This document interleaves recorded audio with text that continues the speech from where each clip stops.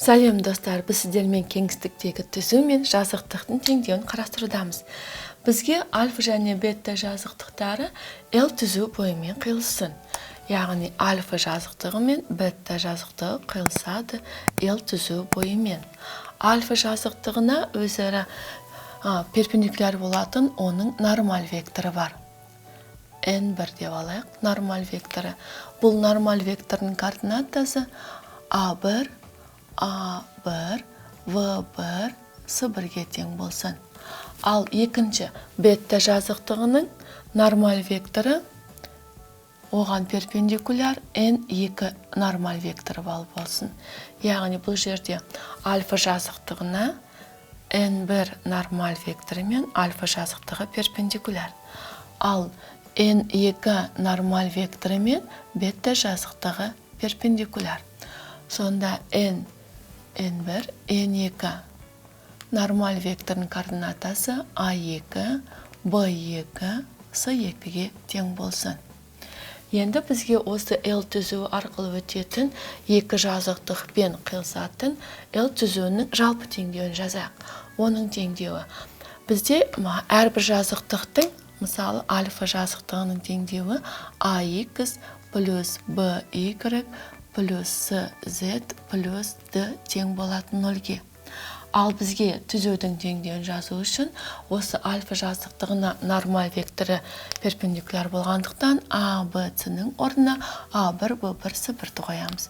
Сонда A1X плюс B1Y плюс S1Z плюс D тең болатын 0-ге. Енді екінші бета жазықтығына перпендикуляр болатын N2 нормаль векторының координатасын қойсақ, A2X плюс B2Y плюс S2Z плюс D тең болады 0-ге. Осы екі теңдеулер жүйесінен құралған түзудің жалпы теңдеуі деп аталады. Яғни бұл бізде түзудің жалпы теңдеуі. Енді осы түзуге бізде бағыттаушы P векторы бар. Бағыттаушы P векторы. Яғни P векторы ол L түзуіне параллель. L түзуі мен P бағыттаушы векторы параллель. Енді бізге осы түзудегі, L түзуі арқылы P бағыттаушы векторын координатасын қалай табамыз? Оны табу үшін бұл жерде екі нормаль векторы осы P түзуіне әрқайсы жеке перпендикуляр бола алады. Олай болса, алдымен P векторын табу үшін осы екі нормаль бірінші жазықтықтың, екінші жазықтықтың векторлық көбейтіндісі арқылы P бағыттаушы векторын координатасын таба аламыз. Яғни бұл дегеніміз бірлік векторлар жүйесінде I, J, K арқылы жүктейміз. N1 векторының координатасы A1, V1, S1-ге тең, ал N2-нікі A2, B2, S2-ге тең. Сонда үшінші ретті анықтауыш аламыз. Бірінші баған бойынша I векторныкі. Ол бізде V1, S2 минус S1, V2-ге тең. Минус екінші баған бірінші жол, яғни G-дің таңбасы минус болады. Ол бізде A1, S2 минус S1, A2-ның көбейтіндісіне қосылған.